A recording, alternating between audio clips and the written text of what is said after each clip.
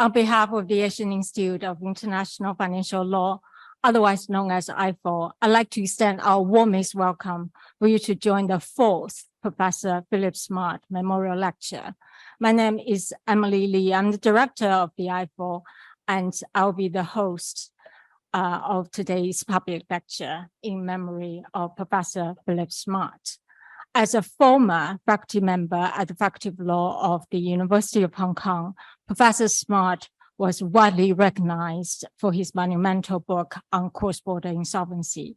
His memorial lecture series was launched in 2012, and the last of its kind was delivered by the Honorable Mr. Justice Jonathan Harris, Companies Court Judge of the High Court of Hong Kong. Today, we have the honor of having Professor Shi Jingxia, Professor of International Business and Economic Law at the School of Law of Renmin University in China. She was previously a professor and the dean at the School of Law of China University of International Business and Economics. She will speak to us today on cross-border insolvency and thereby continue the lecture series.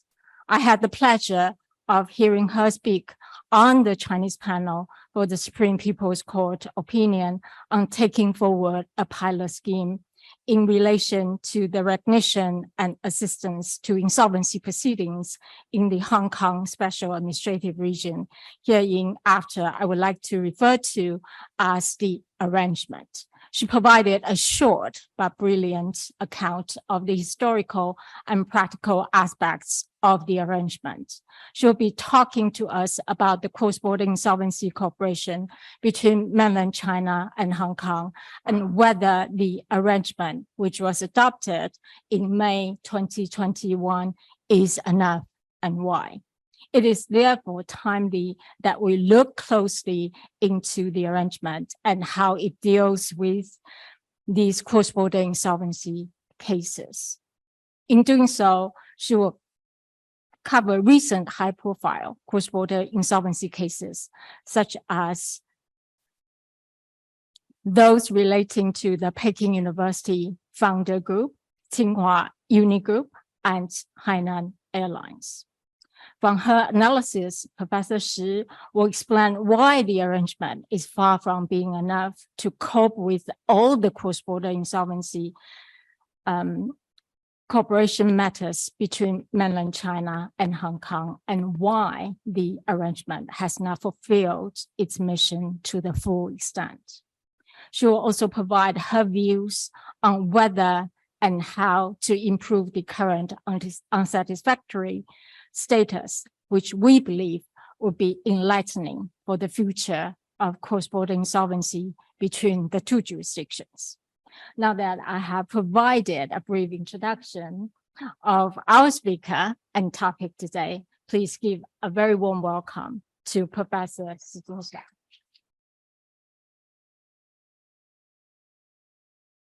Thank you.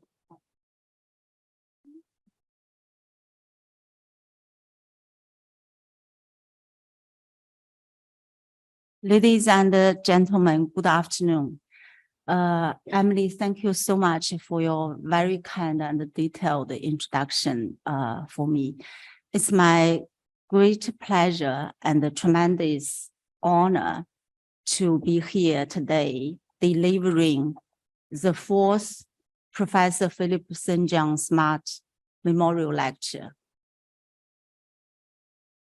Before I start my presentation today, I would like to pay my personal tribute to Professor Smart.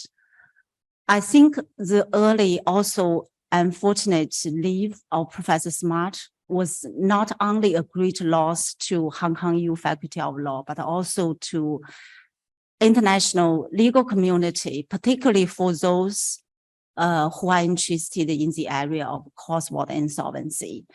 I myself actually tremendously benefited from his foundational book entitled by Cross-Border Insolvency. At that time, as I was first edition around early 1990s, when I wrote my dissertation at Wuhan University on cross-border insolvency back to mid-1990s. I have seen for many years his great and intellectual wisdom inspired many people, including myself, studying this area, cross-border insolvency, which I think is an ever-increasing important area, particularly for mainland China and Hong Kong. I also believe in this way, Professor Smart was, is, and will be remembered and missed by us. I also trust this is the best way of memorizing him. So today, I think I will speak about 30 minutes. I have prepared, I think, more than I can deliver in half an hour. But I give you a very brief outline of the lecture, the structure. Basically, I will very briefly mention the importance of cooperation between the mainland and China and Hong Kong as AR with regard to cross-border insolvency. And then I want to, look at also very briefly, the practice, the past and current practice with respect to cross-border insolvency, cooperation with a particular focus on mainland China, between mainland China and Hong Kong as AR. Then with regard to the 2021 arrangement, as Emily just gave you a brief introduction, I will be talking about the impact and also deficiencies from a practical perspective. But I need to limit it to the currently available procedural matters, for POFG, as well as Unigroup, the substantive hearings were conducted in middle January and early February early this year, but the judgment have not come out yet. So I, due to the professional ethics, you may understand, I can only talk about the procedural matters. But I think, for the purpose today, it should suffice, when we look at why the arrangement seems not enough to fully dealing with the cooperation between mainland China with regard and Hong Kong with regard to cross-border insolvency. Then lastly, I will have some suggestion for further improvement in this area, how to improve, the current not that satisfactory status quo in this area. So very briefly, I think, everyone here should be understand, how close in terms of the economic ties between the mainland China and Hong Kong. There are a lot of statistics publicly available on the website, you can see. So the point I'm here of emphasizing is that a very close economic tie bring about or highlight the importance of cross-border insolvency. There are more and more cases concerning both mainland China and Hong Kong. So the cooperation, you can imagine, should be more and more significant. I'm not going to go into the details, but I'm simply speaking, when you look at either trade or investment, a lot of figures can make us understanding, there are very, very close economic ties, particularly after Hong Kong, after 1997. or even earlier after 1978, open and reform policy was adopted in mainland China. In terms of the legislation, I think many of you may know, the mainland China, the main legislation, the law regulating insolvency is so-called 2006 EBL, but came into force in 2007.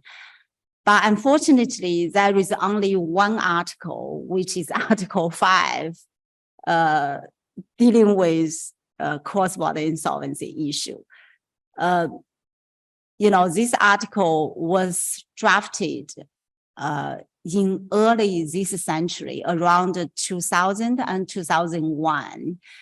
But at that time, both the Ancestral Model Law 1997, I will be mentioning later, as well as EU regulation on insolvency proceeding were already there when we draft EBL.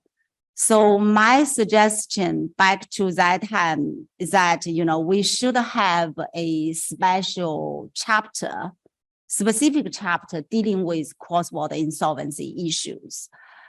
Just like, the specific chapter in our civil procedural law dealing with, foreign related civil and commercial procedural things.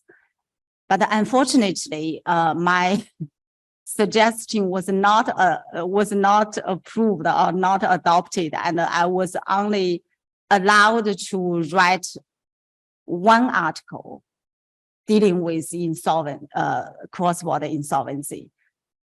Despite the importance of this subject, the reason is, as I was told at that time, is that, the law was going to be, enter into like the first reading very soon.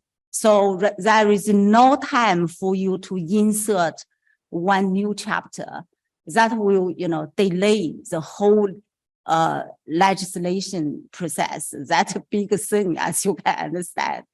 But unfortunately, as you can see, the EBL actually was adopted in 2006.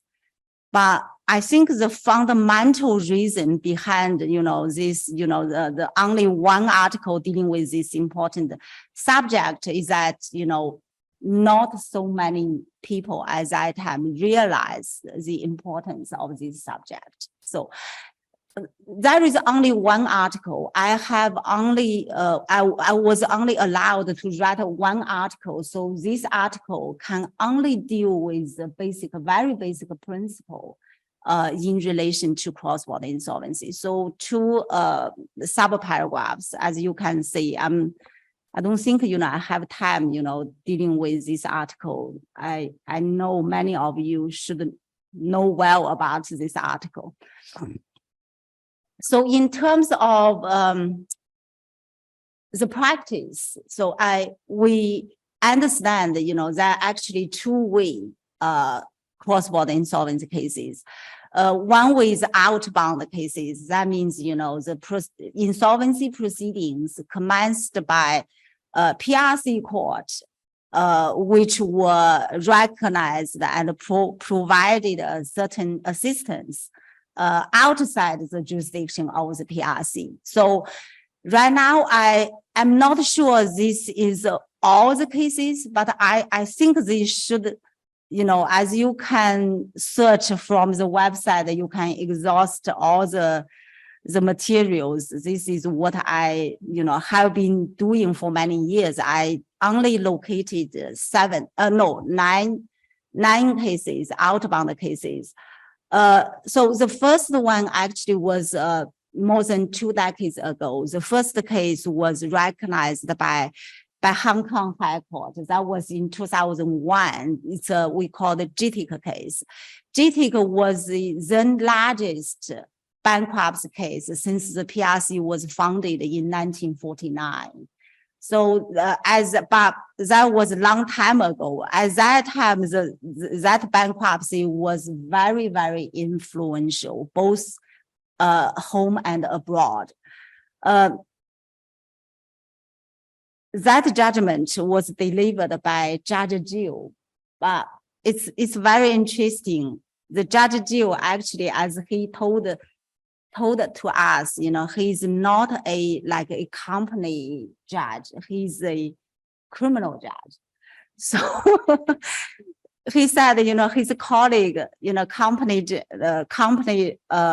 judge was out for vacation at that time. So,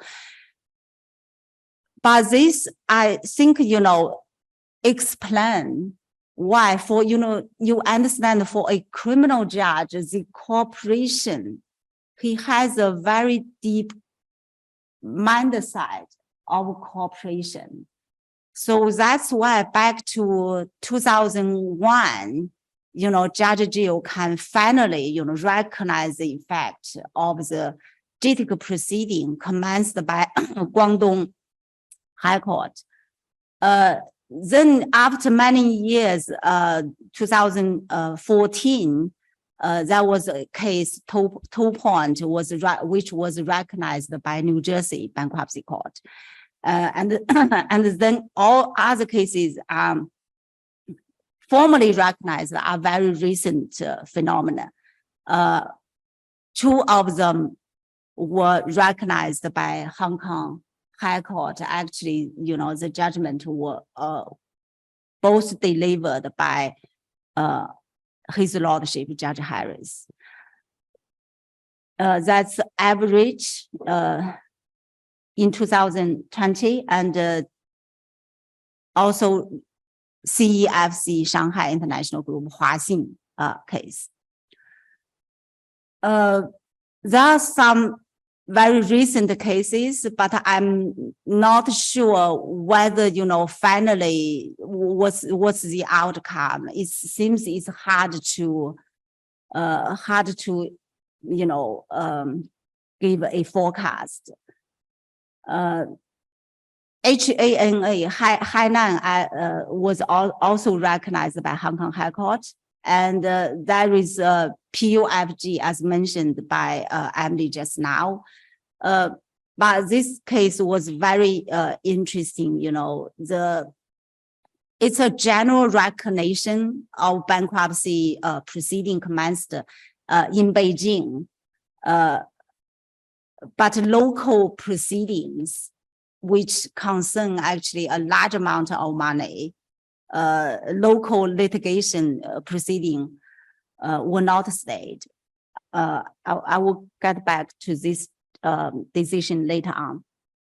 Also, some couple of other cases were recognized in the US, and about one of the 4 filings to US bankruptcy court, only one was recognition was denied. That's Jiangsu New Dewey Corporation case.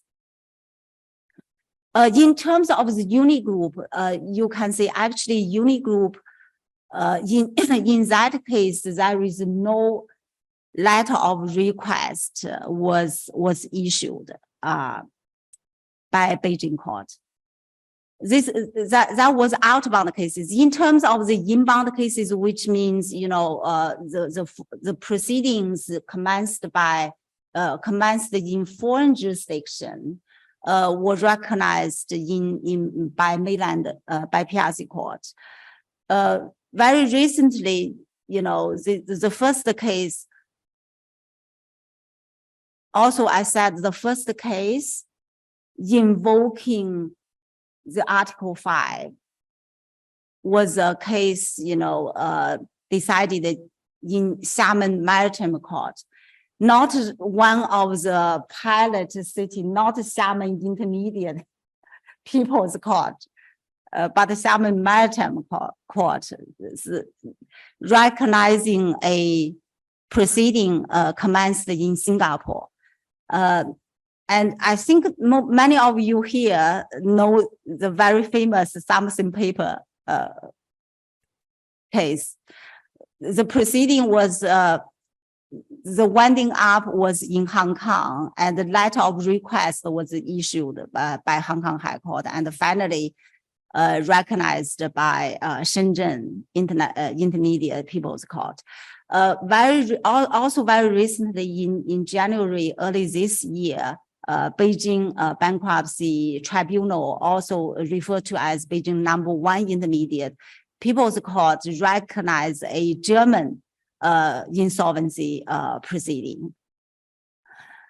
There are also some cases, but those 3 cases I just mentioned, they are the only 3 cases invoking Article 5, because I care about this. I'm the author. I was the author of Article 5. All those cases, you know, I think a couple of them probably are pending, but no much information available right now if you search on the website. The 3, I think, might be pending. One was in Shanghai. I think that case was actually pending, but the other 2 in Shenzhen, I'm not very sure. And also, even after the EBL was adopted in 2003, there was a case in which Wuhan Intermediate People's Court recognized, very interesting, recognized a German insolvency proceeding, but the judgment, it's a recognition of German insolvency proceeding, but the judgment did not mention EBL at all, not to mention Article 5. So the judgment was delivered totally based on the civil procedural law, not based on EBL. So it's a very interesting, it's a short judgment, but it's also, you know, probably it's hard to understand why, because, you know, EBL was adopted quite a few years late already. There are also some, you know, that's before the EBL. 2001, there is a Foshan Intermediate People's Court recognized an Italian insolvency proceeding. And also in 2005, Guangzhou Intermediate People's Court recognized a French insolvency proceeding. Of course, those are irrelevant with EBL.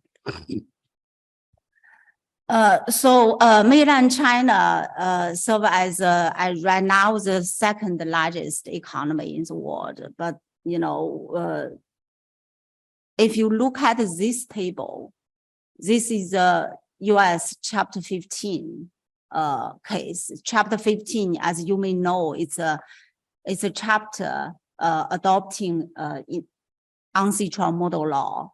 It's ancillary and other cross-border cases, which means, you know, the US bankruptcy court recognizing and assisting foreign insolvency proceedings. This does not include a foreign debtor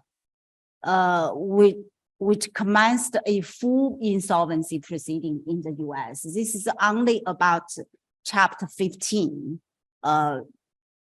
ancillary and the cross-border. So right now in total, there are more than 2,000 cases, more than 2,000 Chapter 15 cases. So this is a very sharp contrast, you know, between the largest economy and the 2nd largest economy. So in this way, you may understand, you know, that's why I said right now, you know, mainland China, PRC court still have relatively little experience, actual experience in dealing with cross-border insolvency. This is also related to why the 2021 arrangement does not reach its full and potential strengths in dealing with the cooperation between the two jurisdictions. I think, you may understand the content of the 2021 arrangement. Basically, the structure, there is a record of meeting between two sides, between two jurisdictions, and accompanied by SPC, Supreme Court of China, SPC opinion, which designated 3 pilot cities. And also there is a practical guide issued by Hong Kong SAR, which is a reference guide for mainland administrators, to file applications to Hong Kong court. Behind the SPC opinion, actually, some very important concept of the model law, 1997 ancestral model law, particularly, the so-called modified universalism was adopted in SPC opinion. So you can understand why there is a very important concept of so-called COMI, Center of Main Interest of the data.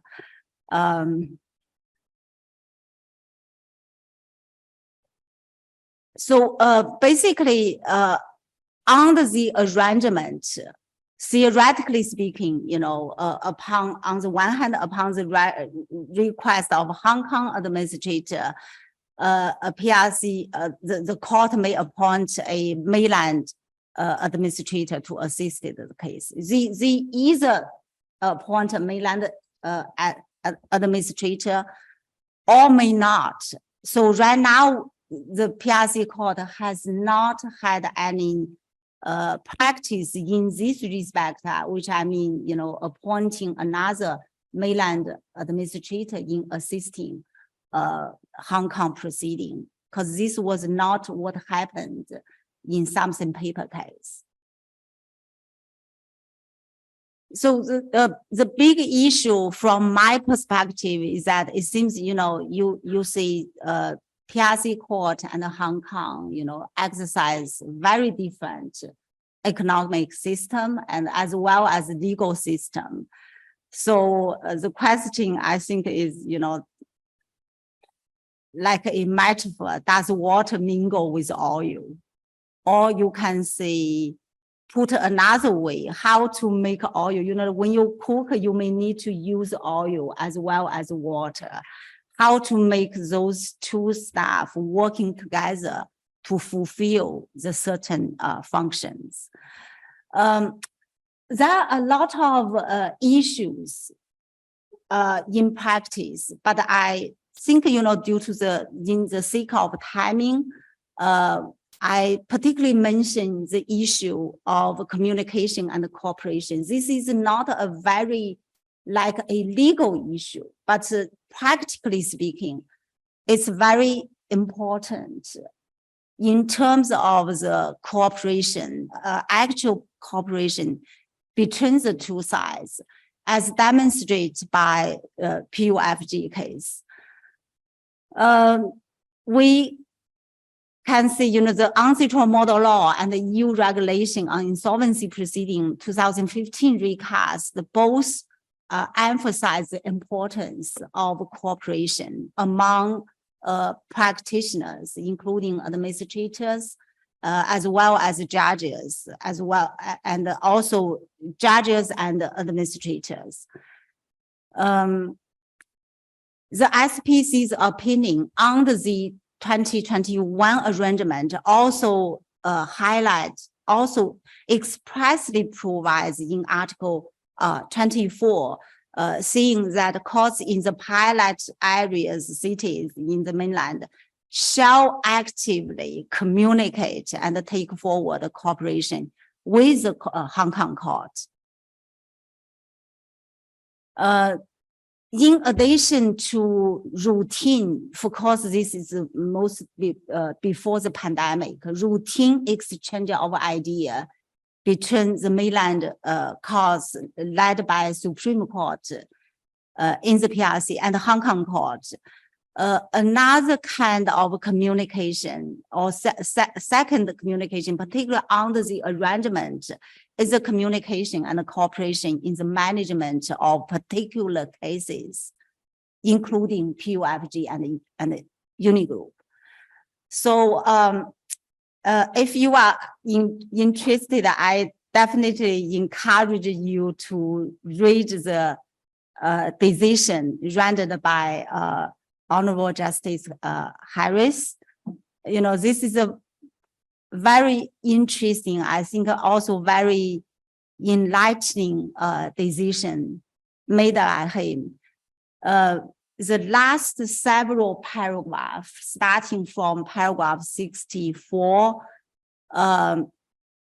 he particularly mentioned, you know, the courts in the pilot area shall communicate and cooperate with the courts in Hong Kong, SAR. And he continue saying that cooperation requires blah, blah, blah, understanding, you know. And then he mentioned, you know, there is certainly nothing in the letter of request which acknowledged that the Hong Kong courts would have to resolve the conflict between the rights of the plaintiff on the one hand, and on the other hand, the company itself, the PUFG. The very similar, you know, those two cases, PUFG and Unigroup have, you know, these share very similar, a lot of similarities. But from the Unigroup decision is much shorter because, you know, a lot of the things were already dealt with in PUFG decision. So from paragraph 66, I think if you read carefully, particularly if you read into the lines, you may feel, you know, some frustration from Judge Harris in terms of, you know, lacking of effective communication between the courts involved in that case. So he offered some details, yeah. But when I read these paragraphs, you know, I deeply felt, you know, his feeling. So that's why I highlight this, you know, it's not a very complex legal issue. It's a very practical. It's practical, but it's very significant in terms of the practice, in reality. In addition to the communication, but I also want to say, you know, the communication is not that easy, particularly for PRC court. You know, they are subject to a lot of either limitations or some, you know, limited authority. You know, we have a so-called reporting system. So it's not that easy, even if a PRC court judge wants to communicate with a court in foreign jurisdiction. He needs to report from the intermediate people's court to high level provincial level court, and then even to Supreme People's Court. So it's a lot of limitations. Also, there are some problems, like, you know, the cases, as I just, you know, demonstrated from the tables, you can compare the numbers PRC court have dealt with, particularly if you compare to the cases dealt by US bankruptcy court. But for Hong Kong court also had accumulate a lot of experience. They developed from common law approach. In recent 1 or 2 decades, they have already accumulated a lot of experience. So the communication is a problem, and experience also a problem, and also, you know, vision and the notion of you know, viewed from the international side. Those all are the practical problems when facing with cross-border insolvency issue for the PRC court. I think time flies, you know, I will, also, I think the transparency, particularly a bankruptcy proceeding commenced in mainland China concerning a large state-owned enterprises, you know, in the case of PUFG and Unigroup, they are both state-owned enterprises, you know, for those administrators appointed in those bankruptcy proceedings or reorganization proceedings, the position of the administrators, to some extent, they are sensitive, you know, because they come from government agencies, not very much willing to disclose their status. So Judge Harris may think, okay, you are seeking my recognition and assistance. I'm not sure. I don't know who I'm assisting with. But so I think this is to some extent the transparency also an issue, and the pilot city issue. Even, you know, the 3 cities were designated by PRC by Supreme Court SPC opinion. But in practice, as you can see from PUFG and also from HNA, this is not a problem. So particularly for Hong Kong administrators appointed by Hong Kong court, you can apply to one of those 3 cities. But if the debtor has a business and other assets in other cities, through one of the 3 pilot cities, actually you can reach the business and assets in other cities. So as this is a good sign. And also, you know, lastly, I want to mention, you know, after the arrangement, you can see, which I think it's a sign of, to some extent, it's a convergence, you know. Particularly if you look at the recent decisions rendered by not only by Justice Harris, also by other company just in Hong Kong, you know, they are in global brands, they are adopting the COMI instead of place of incorporation. The rationale behind this is, you know, this is about the recognizing a offshore insolvency proceeding, particularly the so-called soft touch provincial liquidators. When they seek recognition in Hong Kong courts, Hong Kong court recently, they are thinking about, you know, if I recognize this, because the business and assets are both located in mainland China.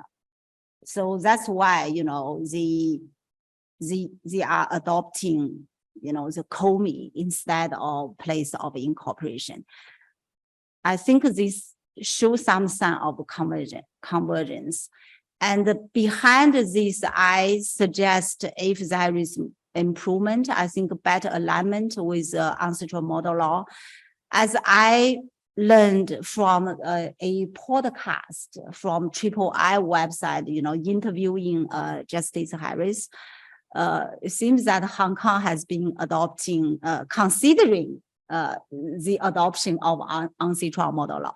This is very good, you know. In the mainland, we have been revising EBL as well, you know.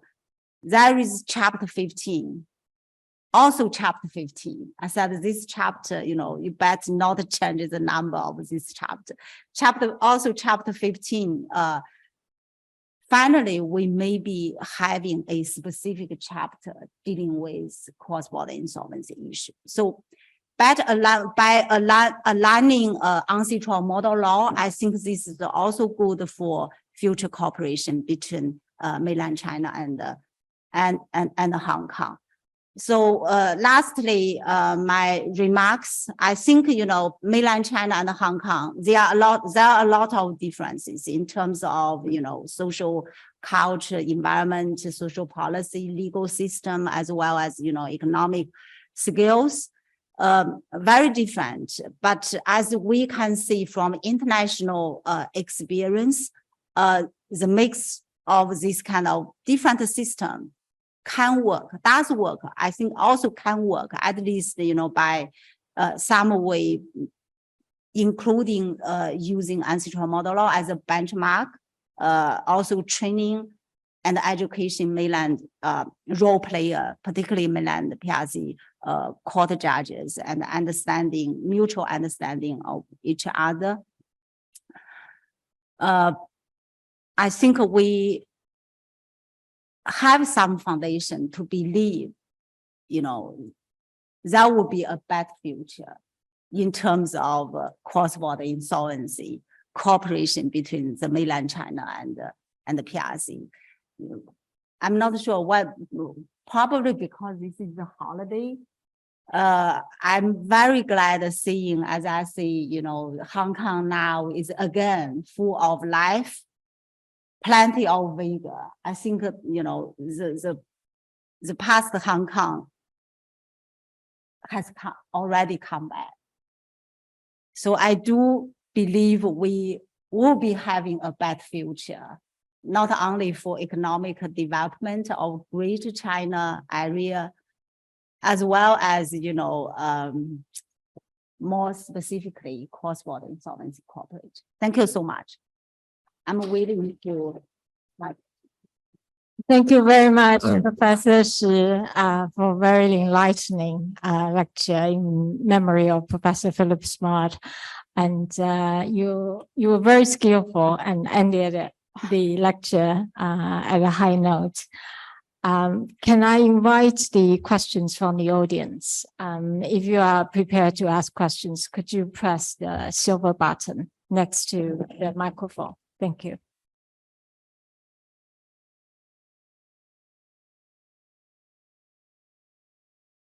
Well, just to fill the blank, I will ask the first question.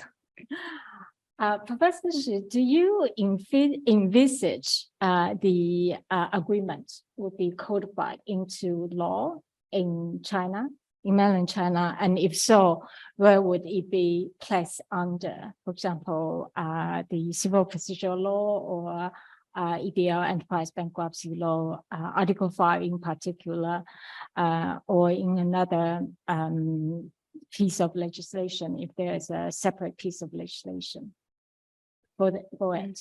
So I'm asking about the likelihood of future codification of the arrangements. Thank you for that. That's a very good question. I think this is also, the question of many people's interest. But from my personal perspective, apart from the arrangement, at least right now, I don't say, that will be like this arrangement will be developed into a formal legislation. I don't think so. The arrangement serve as a very good start. And actually, if the arrangement is used very well, it should be enough.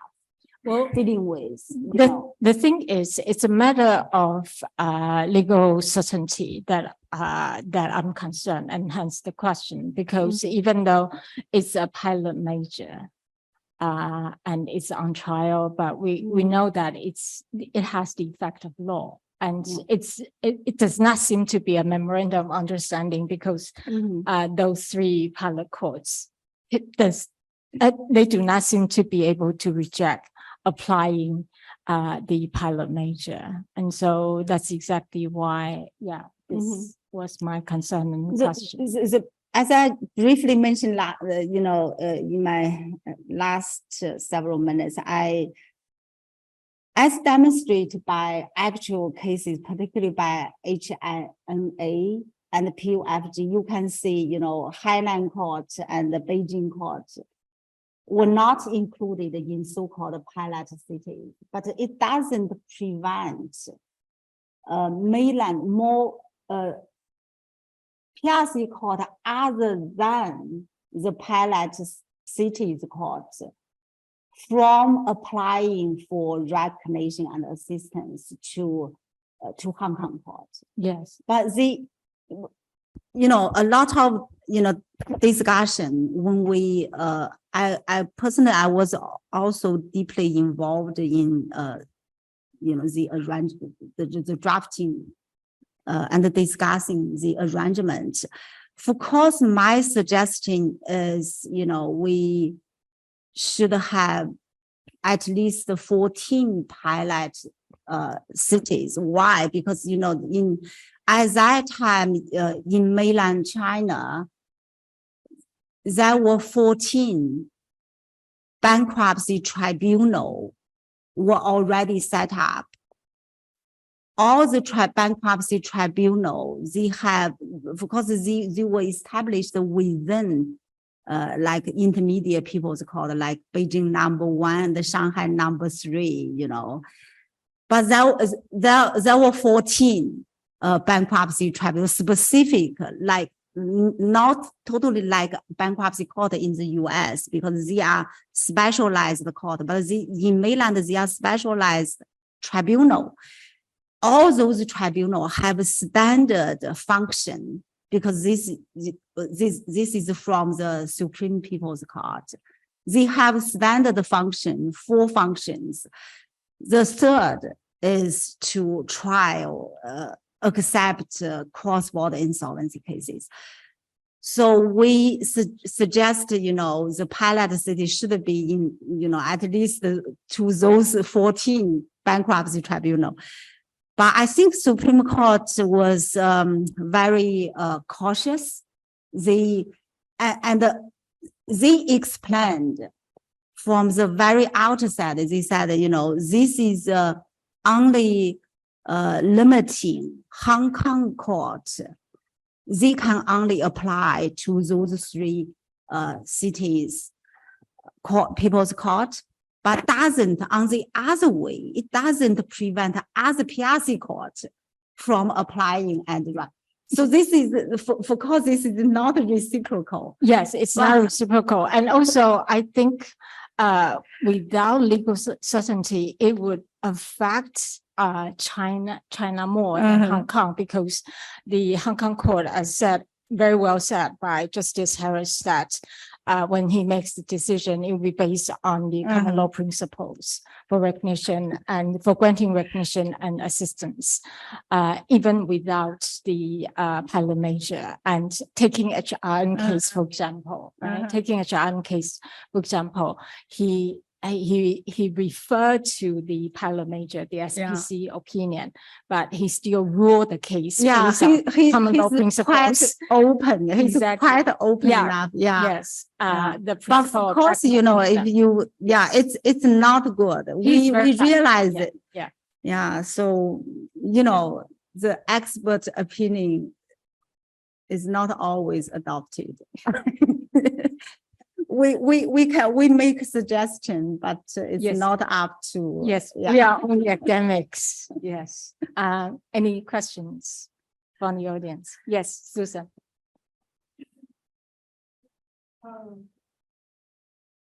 Sorry. Yeah, so you mentioned that you're participating in the amendment of the EBL. So what does this experience say about the future, the future kind of internationalization of bankruptcy law? So, because I think this is an intermediate step to have, treaties or other Mhm. arrangements with, jurisdictions outside of Hong Kong. So what does this experience predict or signal? Well, that's also a great question. I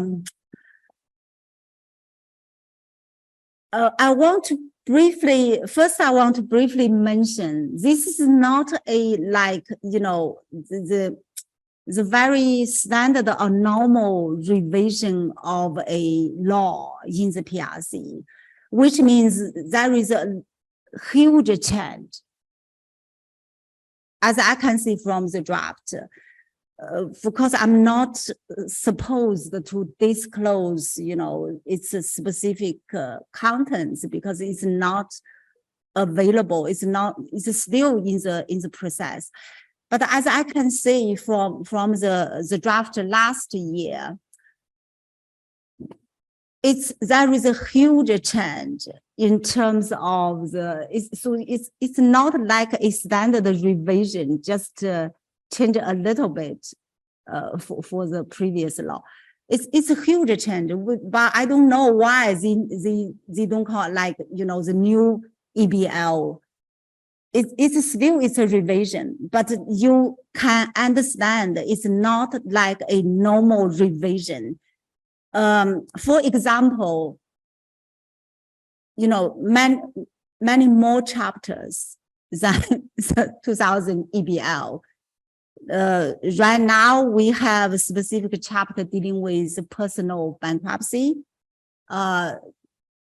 Ideally, the chapter 15 will be there forever, dealing with cross-border insolvency, and also a specific chapter dealing with SME, the bankruptcy of SME, for so-called, the summary or concise proceedings dealing with SME bankruptcy. So quite a few new chapters, I think, will be added. So for cross-border insolvency, you might not expect, in that chapter, they will be dealing with the cross-border aspect of personal bankruptcy. But the good thing is that, Hong Kong has a personal bankruptcy system. Previously, the EBL doesn't have counterpart. But if the new chapter will be added to the revision of the 2006 EBL, which means the mainland China will have established a personal bankruptcy system. So this, I think, is kind of like a bridge, also possible to dealing with cross-border insolvency concerning like a consumer or personal bankruptcy. So one sentence, a lot of to expect, but let's wait and see. Yeah, you can expect a lot, but I'm not sure. Sometimes in mainland China, for the legislation like a foreign investment law, like 2015 edition, you will see more than 200 articles. But finally, when the law was adopted in 2019, there is, less than half of the articles compared to 2015. I hope this will not take place for the revision of EBL. Thank you. Thank you for the interesting question. Any other questions? Well, if you don't mind, I want to ask one last question. Yeah, we still have a few minutes left. I want to congratulate you on your recent publication of the article in Hong Kong Lawyer. Oh, that's a very small piece. Yes, not a serious. 8-page, but it's very enlightening. And I read it. And I was actually quite intrigued by one particular paragraph because you mentioned in the flyer today that you want to share some of the views in terms of your suggestions for future law reform, and so this is very relevant to that intention you have and that drive. In the reorganization proceedings of PUFG and Unigroup commenced by PRC Court, the lawsuits brought by the overseas creditors before Hong Kong High Court arising from the KPLDs and EIPU as attracted global attention. The governing law of such transactions agreed by the parties is English law, and the Hong Kong court is granted the exclusive jurisdiction by the parties. This is the interesting part. This gives rise to a conflict between the contractual rights of the parties and the centralized jurisdiction of PRC court, accepting the bankruptcy application provided in Article 21 of the EBL.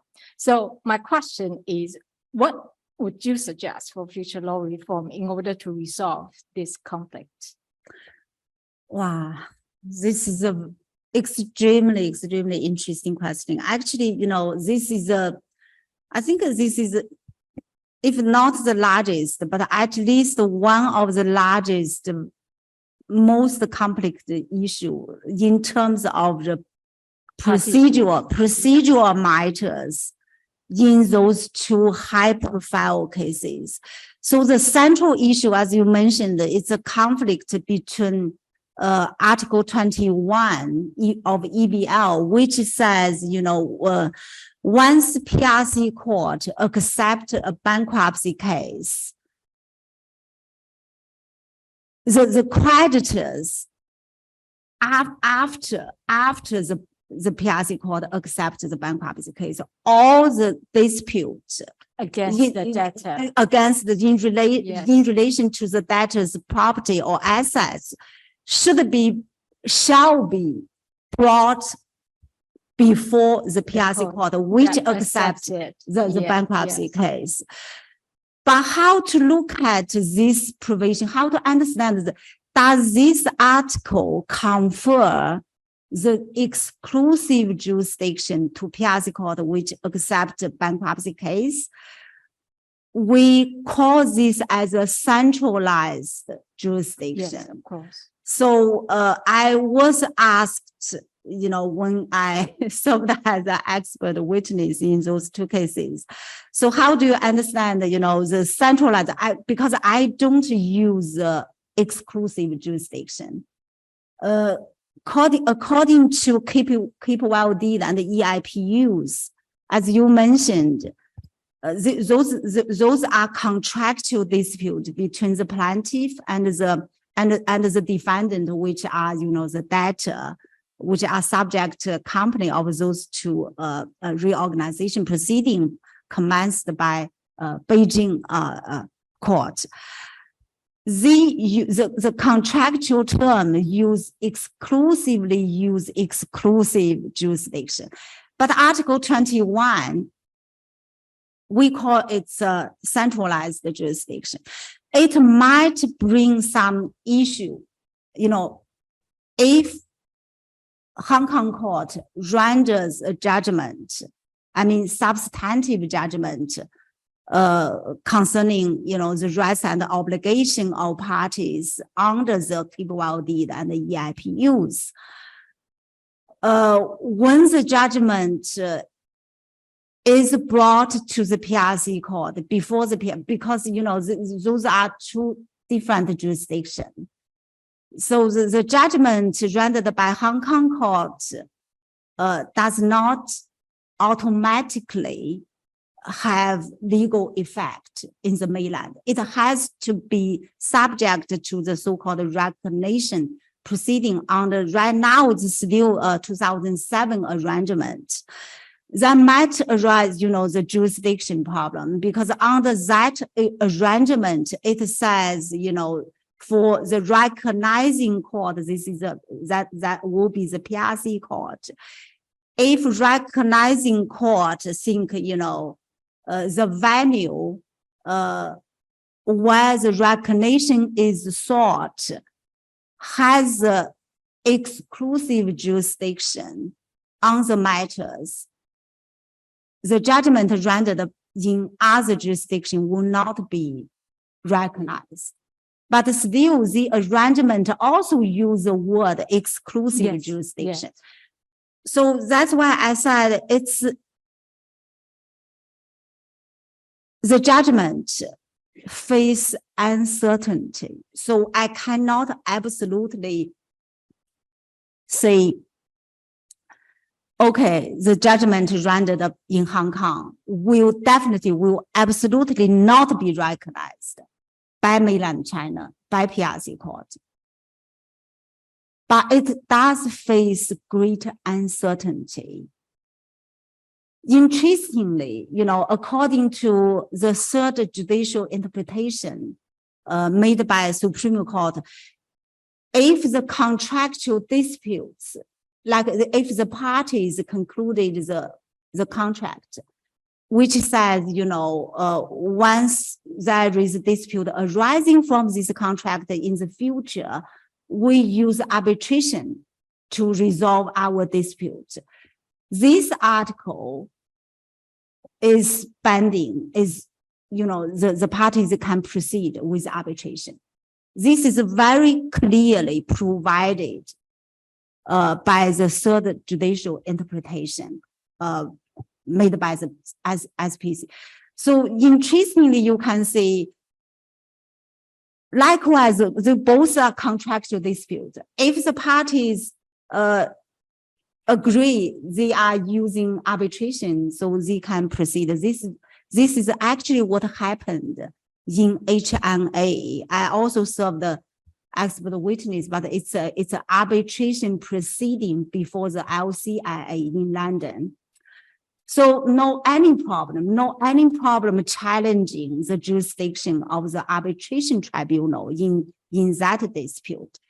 But the problem is if the court litigation, there is such a problem.